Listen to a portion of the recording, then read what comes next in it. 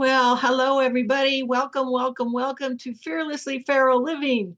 This is Reverend Karen broadcasting to you from the Woogie Ranch out here in the back 40 of northwestern Nevada, where I'm a half an hour away from the nearest gas station and the nearest grocery store. Our mission here at Fearlessly Feral Living is to provide a strong and unshakable inner foundation that works for long-term successful living. Our purpose is to activate inner self-awareness. And our vision is a world in which everyone lives wild and free, in other words, fearlessly feral. And today I am very happy to be starting with a series of guests that I've been inviting to this show. You've been listening to me for about 4 years now, talking about using spiritual practices and principles to live fearlessly feral and to successfully weather life's transitions. And I figured it was time to give you some other perspectives. So today I am very happy to introduce my guest, Reverend Barbara Bew.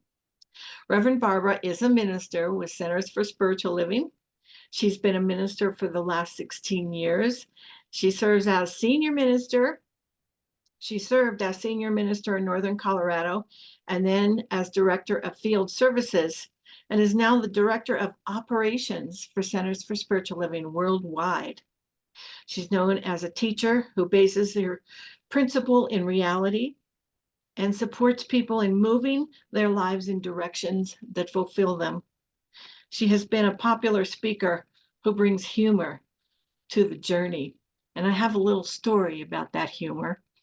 Barbara, I hope you don't mind if I tell this, but Oh, go ahead. so when Barbara, before she became director of operations, she was field operations director. I think that's the right title, right?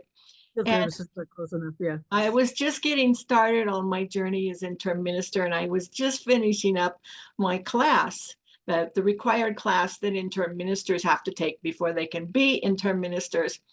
And I get a phone call one afternoon, and I was out on an artist date, and I was in this store that sells antiques, and I get this call from Reverend Barbara, and she says, no, nothing else other than identifying herself, and she says, "Where do you live?" I'm so stressed out then. And, Oh my uh, God. Sorry. talk about workaholism, right? Well, the way I saw that is, okay, there's a yes in here somewhere. So I'm just going to go with it and see what happens. And so I told her, I said, I live in Northern Nevada. And well, where in Northern Nevada? So I told her I live about an hour east of Tahoe and about an hour and change south of Reno. And she says, oh, this will be perfect for you. Are you interested in an interim ministry job? And I said, yeah. And that was the birth of my first intern minister job in Placerville, California, which is about a 3-hour drive for me up and over the mountain. Perfect, right? It was perfect. And Oh, I just thought it was so hilarious. Where do you live? sorry.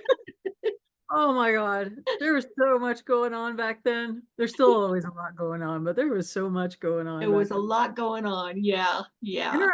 The interim ministry program was really new then. Like we had just recently started requiring some education for people to do that work and really Yes. creating a team out of the people that did that work. And so, which was great because there was so much good advice passing back and forth and Mhm. so much good support in that group. Anyway, Yes. Yeah. Yeah, it was awesome. And I appreciated the opportunity. I'm fresh out of class here and I had always wanted to do intern ministry. That was one of my niches in ministry from the beginning. And I got to go to Placerville and it was a fairly challenging assignment, but they're doing great now, by the way. They're doing yeah, and yeah, you really shifted a tone there. I yeah, got to hand it to yeah, you on that one. That was a hard one to start with, especially. yeah. So Where do you live? Yeah, that's all we need. Where do you live? You're in. where do you live? Oh, well, I live. Where do you want me to live? Oh my God.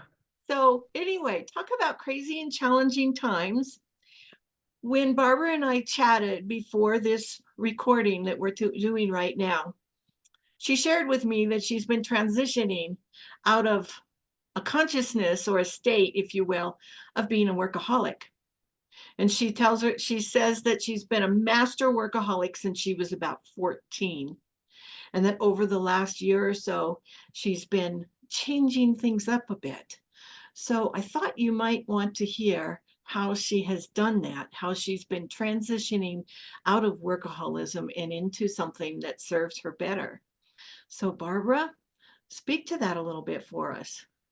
Yeah, of course, I don't know about you, but I don't always pay attention to the signs that the universe sends me. I try to.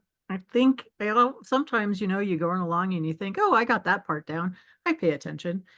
And I really hit a wall of exhaustion and compassion fatigue after the pandemic, especially. I know a lot of us struggled with that, but I hit this what a good friend of mine who's a psychologist called a confluence of um, being burned out and having compassion fatigue, and also being exhausted in a way that uh, she suggested I actually get help, like, or that I consider taking antidepressants, which I had never needed in my life before.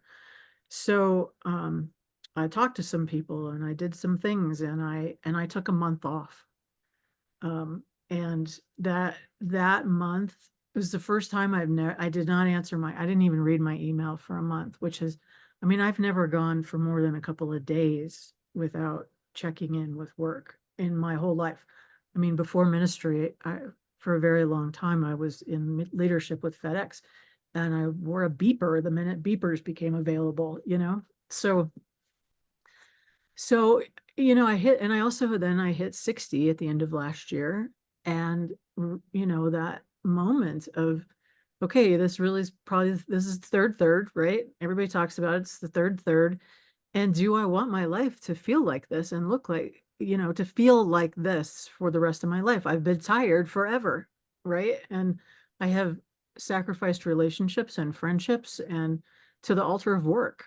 And even in ministry, I mean, you know how that goes, right? You end up doing 60-hour, 70-hour weeks. You're emotionally exhausted as well as physically tired. Um, and so for me, it was also, I started doing all this reading on um, white supremacy and the issues that were coming up during the pandemic, of racism.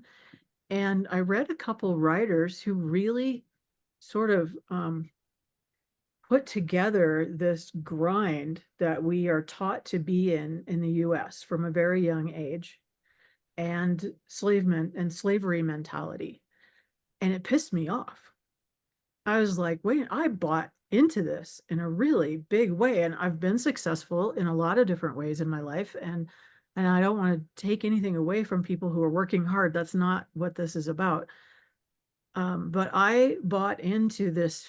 I realized it was really born of a place of fear that I was going to be broke, or that I was going to, I used to joke when I was younger that I would be pushing my grocery cart under my car, right? Or something like that. But it was a joke, but it was one of those not funny, but not funny, haha things, because it was really in the back of my head all the time that I knew from a pretty young age I was going to need to take care of myself. And what happens if I stop working, or what happens if I fall down on the job? So just a lot of unraveling and a lot of reading and a lot of like, okay, I've been teaching these principles. That was the other thing that got me. I've been teaching people to have full, abundant lives, not money abundant, yes, part of it, but also the abundance of time and the abundance of relationship and the abundance of feeling good and joy in your life. And I wasn't doing it. And I really don't like it when I'm out of alignment in that way. So that was a mouthful. I don't know if I got anywhere with that, but um, it's led me to really step back and try to examine what drives, and to manage my time differently and consciously, and to say no sometimes to reading my email at 7 o'clock at night when my wife wants me to do something else. That was Yeah, a lot. Sorry. that was a lot. And I have follow-up questions for you. So Yeah, okay. thank you for that. That was wonderful. I can really identify with that workaholism thing. When I owned my photography studio, I used to say, I'm going to be chasing ladies in white dresses around until the day I die. Yeah. And I joked about it and said I was going to have to hire a strong young person, in my case, the strong young man, to carry my camera equipment around for me. And I did end up doing that. I Yeah. did end up, and I hired women as well, but I did end up hiring strong young people to carry my gear for me because it just wasn't working for me to carry it anymore. And when Yeah, I, it's that thing of where success, you get successful, and then it's like, oh, here I am, I'm successful, but now I can't keep up with myself. And exactly, working for yourself is, I had my own business for a long time. yeah. That thing of I'm not going to get paid if I'm not working Mm, is really hard when you're, and it, and I don't know how many ministers listen to your show, but it links into ministry in a way that's not healthy too. But I was in the antique business for a long time before the in between FedEx and ministry. I was had an antique business and an estate business, but it's like that thing in the back of your head. Oh my God, if I'm not doing enough, I'm not going to make enough money. And how am I going to pay the rent? And the train rolls really fast. Like, yes, you know, I know yeah. you know this. I can tell you know this. I do know this. Yes, I do know this, and I can really identify. And when I retired from that photography business, uh, and I let it had claw marks all over it because I didn't let go of them easily. Right? Yeah, and but now that I've let go of it completely, the website's gone. It's all done. Now that I've let go of it completely, I am so grateful for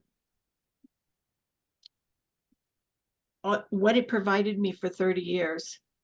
And I'm so grateful for what it did not provide me that kind of forced me to retire at the end there. And I am so grateful that I finally listened to those messages of what you said in the beginning about how we don't always listen to those messages that come to us.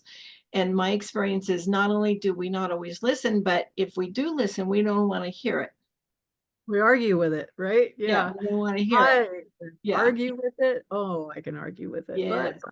Yeah, we But argue with it. Yeah. Yeah. So I have a question for you. You said you took a whole month off and you didn't even answer your emails for a whole month. my work ones, I answered my friends. Oh, okay, your work ones. So you saw them, but you just like, nope, nope. Oh, I have two separate logins on my computer. One's for work and one's for my personal stuff. So, Oh, okay. All right. Well, that's real practical. well, that at some point when I leave CSL, I can, that stuff will stay with CSL and I can delete it off my computer because I use my own computer. But Oh, oh, I never thought about that. Okay. See, I haven't even gotten that far yet. I've only been a minister for 10 years. And so I haven't gotten that far yet. I figure I'm just getting started on this deal. So anyway, would you recommend to people who are wanting to transition out of workaholism and into a more peaceful life that serves them better, would you recommend not checking your email for a full month? yeah, I would recommend walking away for a month if it's possible. I realize I want to say that I realize that I'm very lucky in being able to do that. I Mhm, currently work for somebody who wanted me to stick around enough and when I said I'm exhausted and I don't know if I can keep doing this, asked me to take a month off and see if I could stay, you know? mhm, And so I took her up on it. And I'm really fortunate in that, you know, and not everybody can. But what I would say is it's time to create for all of us to create some boundaries. Like we got cell phones and we all are now expected to answer our email 24 hours a day. And I have friends who are, you know, on it all the time and feel like they're going to lose their job if they're not. And and if there's anybody out there right now listening to this show who employs people, we got to stop that. We're killing people. The people in the US are just fried. And I think that lends itself to all the noise and the fighting in politics because everyone is too tired to be thoughtful and kind. And, when you're exhausted, your default isn't those things all the time. And it's hurting us. It's hurting our health. We have terrible healthcare outcomes in this country. It's and I told you, I also told you like we were spending a lot of time in Europe and on vacation and a lot of time in France because we had a friend who purchased a home there um and so we were just going and hanging out in the countryside. And so we've ended up buying there and it is just so different. It is so different because people have a 35-hour work week. That's full time in France. It's against the law to make your employees work at their desk during lunch, and lunch is 2 hours. And people take it and they go pick up their kids from school, and the kids have 2 hours for lunch, and everybody works, still the same number of hours, but they have a phrase that is joy of living. And their focus is on joyful life, and work supports that, but does not dominate it. And so the tenor is just really different. Even though I don't speak French very well and I don't really know what people are saying, the tenor is different. Uh-huh. Yeah. Yeah, Yeah. That sounds like heaven. it is. That sounds And like heaven. plus they have now, plus they all have health care. And so they're not, their jobs are, you know, this was a post-slavery thing. We tied uh healthcare to work so that poor people did not have healthcare. Mm-hmm. And working people with good jobs had health care. And we've continued that in this country in a way that's also really not healthy. Mm-hmm. Um, because everyone's afraid. I know people are staying in their jobs just for their health care, even though they're miserable. Yeah. And I just think how much creativity and how many new businesses and how much art and music are we not having because people are so afraid of losing their health care? Mm-hmm. Yeah. I'll never forget one day when I realized how big of an issue that was. I was talking to a friend who was beside himself because he had gotten laid off from his job. And I said, "Well, aren't you at retirement age?" And he said, "Yeah." And I said, "Well, why are you so upset about this?" And he said, "Because I'm going to be losing my health insurance." And it didn't make any sense to me because up until I turned 65 and got Medicare, I've never had health insurance. Oh, wow. I've been self-employed my whole life. I traded photo sessions with my doctor once a year. Wow. That was my health care. And I didn't understand that. I didn't understand. Now as I'm aging, I'm 69 now. As I'm aging, I'm starting to need a little bit of health care, and I'm very grateful for it. I'm very grateful for that. But isn't there's some crazy statistic like 60, 70% of bankruptcies in the United States are because of healthcare costs? Somebody gets cancer. Yeah. Everybody's like one bad diagnosis from bankruptcy. uh, Yes. and those are people with insurance. It's just that some of our insurance is crap and really expensive, so people can't choose the Yeah. plan that, you know, I don't know. I've talked to people who are just staying in jobs past retirement age because their spouse was on their health care plan and had some illness that they Mm-hmm. couldn't, you know. I mean, thank God at least that now pre-existing conditions don't keep you from getting health care, which, not that long ago was true. Yeah.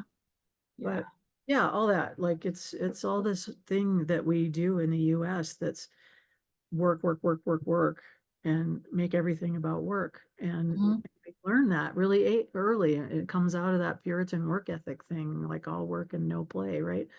Um, and and it's okay to be dull because you're supposed to be working. And there's has to, I don't know, I one of the things that I listened to and read, oh my gosh, I'm gonna forget her name. I'm gonna have to look it up. She has a podcast called The Nap Ministry. Say it again. Nap Ministry, NAP. NAP. Okay. Got a book. She has a book about this, and she really dives into this history of uh, of the grind in the United Mm-hmm. States, and Yeah. it was eye-opening, and it was like reading a mirror, like, Mm-hmm. oh. I bought into this and I bought into this. And it was good in so many ways. I am very fortunate in my life because of these things. But now in the world, we have to rebalance. We just have to rebalance. Yeah. Yeah. So I started rebalancing. So how my this podcast is about using spiritual tools, principles and practices to do what you call rebalancing. Yeah. Were there any specific practices and or principles that have been particularly helpful to you on this journey of transitioning from workaholism to something that's much more balanced? Yeah, one of my spiritual practices is to read things that I've not already read about. So, things like, and to listen to podcasts that stretch my thinking. Okay. So there's that. Um, while I was off, so my wife retired a couple years ago, and she has no problem with this. She's never had a workaholism problem, even remotely, right? She's super happy to read a book all day. And I'm probably never going to be that person, uh, but when she retired, a friend of hers said, just spend the first month following your body around. Listen to your body, and whatever it wants to do, do it. If you want to take a nap, take a nap. If you want to take a walk, go for a walk. Just listen to your body. And I did that for that month. And I've tried to do it more while working now, and to get up more and move more. And I feel like those things are spiritual practices at this point. Mhm. Um, I've never had time to be a gardener or a yard work person. So I was just like, I'm not into that, right? I pay people to do that because I don't have time because I work all the time. Well, we bought this place in France that has a bunch of land. And so, last year we had some firewood delivered, and during this month that I was off, and I was stacking firewood, and I was like, okay, normally I would be working and paying somebody to stack this firewood. And I today would feel better stacking the firewood than thinking about going and sitting at my computer. So it's things like that. Like, what brings you feel alive, Mhm. and paying attention to to that, yeah, paying attention to what brings you to life. I watch you on I Facebook watch you on your farm, right? And Uh-huh. you're doing horses and doing the snow and doing whatever, all the things. And I really admire you in that. Like, you're so fiercely independent and strong. And it's like I can't even imagine you giving those things up. And I hardly know you. Um, but I think those are spiritual practices for you, if I was get to guess. They very much are. Yeah, Yeah. I mean, I consider myself semi-retired part-time as a yeah. minister. I don't work full time, and I do spend at least a couple of hours every single day outdoors doing something. Mhm. And that's what you call follow your body. That's what my body has asking me to do. And and I don't know that I'm fiercely independent or not, except there's no one else that lives here that the stuff wouldn't get done otherwise, unless I called the tractor guy to come over and do it for me with his tractor. Mhm. But yeah, I love gardening. I'm getting ready to plant my seeds for spring crop. I I've noticed you even intentionally cook and intentionally feed yourself. Yes. Yeah, Like, I've never been good at like cooking just for myself. I love to cook for other people, but I've not been good at cooking for myself. And I want to say, like, I really admire how you've moved into oh, that in your well, life. thank you. Well, when you live a half an hour away from everything, you kinda I Yeah, mean, that there's is. a restaurant, there's 2 restaurants, no, there's 3 restaurants within a 15-minute drive from me, but Yeah, and the food is actually quite good at them, uh, yeah. but Mhm. yeah, you gotta cook when you live out here. I buy my eggs from the local farmer. You gotta do this stuff when you live out here, and But wouldn't you prefer to do that stuff anyway? Oh, yeah. Read. I would prefer to do that stuff. Yeah. And people tell me, they say, "You're so busy." And I think, actually, no, I'm not busy. I nap almost every day. Good for you. Talk about that nap ministry. I nap almost every day. Sometimes it's only for 10 or 15 minutes, But that's but enough. I sit there, I start to read, and if I nod off, I let myself nod off. I follow my body around. Right. Yeah. So what I noticed for me when I started doing like this yard work stuff in Mhm, France is that my general inclination when I do anything, and even when I was doing it here and anything like this in the US, is you have to attack it. You got to go at it. You got to get it all done in one day or like and from so I would always do those things in a way that even if I got tired, I still had to finish it that day or that hour or whatever. And so no matter and then I would end up tired and sore and it makes you not like doing those things. So mhm, the last time we were over there when we had to do a lot of leaf breaking, what we talked about. I was like, okay, we don't have to do all this today. I kept telling myself, I don't have to do all this today. I can come out here for 2 hours and then I mhm, can have some lunch and I can take a nap if I want to. Because then I would work in the evening. I work in the evenings when I'm there just because of the time change, right? So it was really, and I had to like, I would notice if my back started to ache a little bit and I would be like, okay, I can stop now because I want to be able to do this tomorrow and feel good about it. And I can enjoy what this was, and I can go walk around the trees for a little while and stretch, and then I can go have lunch and take a nap, mhm. whatever, read my book. You know, I think a lot of us do that. We got to get it all done right now, today. Yeah, yeah, My dad used to tell me if I was sitting down, I wasn't working. yeah, yeah. And that's a pretty gnarly message to grow up with. Well, especially when you end up with mostly desk jobs at some Yeah, point. Yeah. yeah, No, it is. Yeah, he was. Yeah, yeah. He was the lesson. I got my lessons. I came by it honestly. You know. yeah, yeah. Yeah. So what you're talking about basically is a huge change in your very belief system about what life is all about. Yes. And about really truly, we have people make all those pie charts of how do you spend your time and what are your values and are you spending your time with the things that matter? And and and we all do it and we go, oh yeah, I really want to spend more time over here, but then we don't. And I think it's time. Like for me, it was just time to go, okay, I have a pretty small circle of friends because I have not made time for that in my life. You know, I Mhm. and I would if something came up at work, then I would call and cancel because work. Always. You know, stuff comes up a lot. Not as much now, but it used to. Um, and so I think it's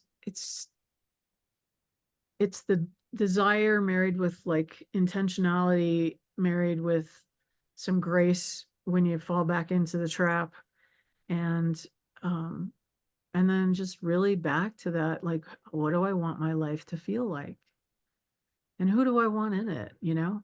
I Mhm. want friends who are grown-ups and you know, Yeah, um, yeah. yeah, yeah. And I'm hearing a lot of personal self-awareness, that's what I call it, introspection, and I'm also hearing a lot of mindfulness in there too.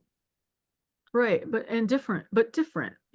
I think I was very mindful doing pulpit ministry, but I don't know about you. I really love the prosperity teachings and helping people shift their life and shift their work. And I've helped a lot of people create businesses or grow their businesses.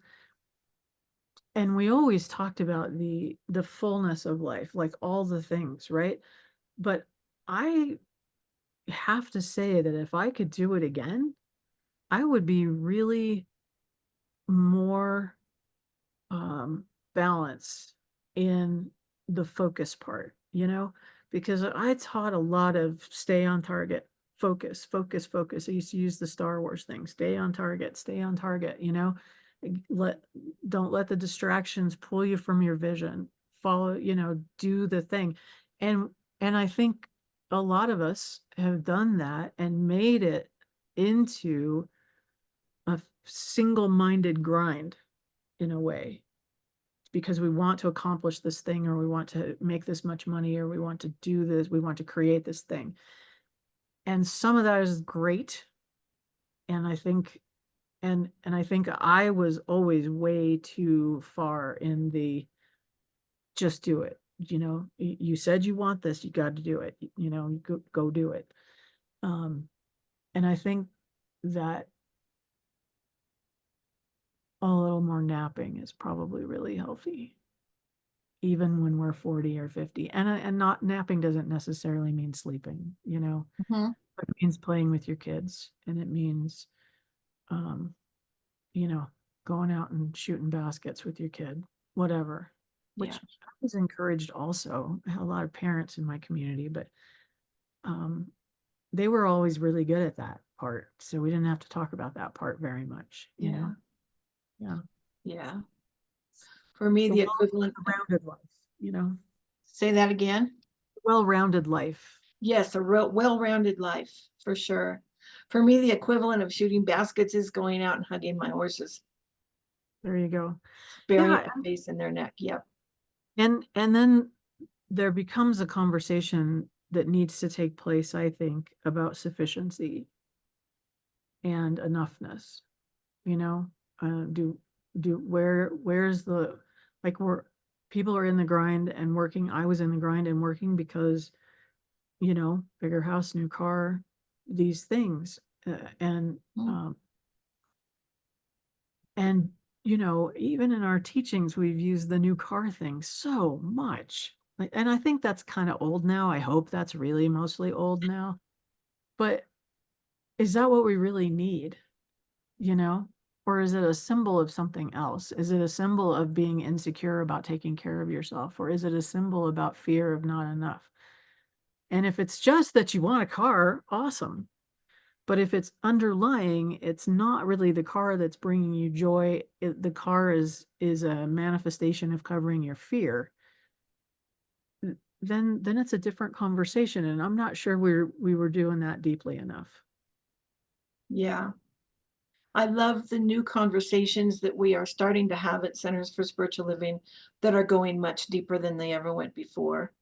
Mm. I love the conversations that are saying things like, it's no longer acceptable to ask someone who's just experienced a tragedy, what were you thinking?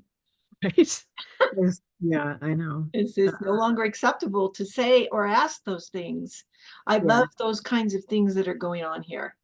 I never bought that part, thank goodness. We used to call my community, we used to call my church reality church because it was here's these spiritual principles and practices, but sometimes life is hard and these are to help you get through the hard, not to make the hard disappear like magic. There's no magic. Mhm. Yes. Yeah. Oh, that's beautiful. Do you have any last minute words of anything you would like to share before we wrap this up, Barbara? Oh, whew, wow. In 30 seconds, what have I learned? Oh, you don't have to do it in 30 seconds. You can take longer if you want. Feel like I've been rambling a bit. Um, I guess the one thing I would say is please take care of yourself. Mm. Like Yeah. all of us need to slow down and take care of ourselves. And even if we're in a job that we're stuck in right now and we got to pay the bills, because there's the reality of some of these things of life, right? Mhm. Don't forget to take a breath and to, you know, um, sometimes close the computer and hang up the phone and be with people that be with people that bring you joy, Yes. you know? And Yeah. I'm with these connection now so much more. Like COVID threw us off so bad, and we're still so disconnected from people. Like we need to be with people again. The ones we like and the ones we don't like. We need to just be with people sometimes Mhm. and get back in that energy of caring about your neighbor. Thank Yeah, you. thank you. It's a privilege to be here. I really appreciate your invitation. Well, actually, when I came up to you, this was so sweet. When I came up to you and said I would love to be on your podcast, you just lit up, and that made Yay! I have to tell you that felt so good in that moment. So I really, Okay. Well, I was honored too, and I'm very glad that you came, and maybe we'll have you back again because this guest thing is gonna. This isn't a one time deal. I've got other guests lined up, and still conversation. working on getting responses from people that I've sent emails out to, and they probably took a nap and they haven't responded back to me yet. They will. They will. Yeah, They will. They just yeah, gotta know what you're doing. yeah. All right. Well, what I'd like to do is my normal closing here, and then I'll stop recording, and then you and I can chat a little bit more if you want. Okay. Okay. Well, it's been absolutely wonderful having this conversation with Reverend Barbara Bew here today. I am very grateful, and I'm feeling very honored to have you here. Thank you so much. And Thank Fearlessly Feral Living is a focus ministry of Centers for Spiritual Living. Your support is much appreciated and fully tax deductible. And you can support the podcast through our main platform at Buzzsprout. You can also support us with one time donations at PayPal. And our website is fearlesslyferal.org. And I thank you very much for your support. And I am knowing fearlessly feral living for you from this point forward. Once again, thank you very much.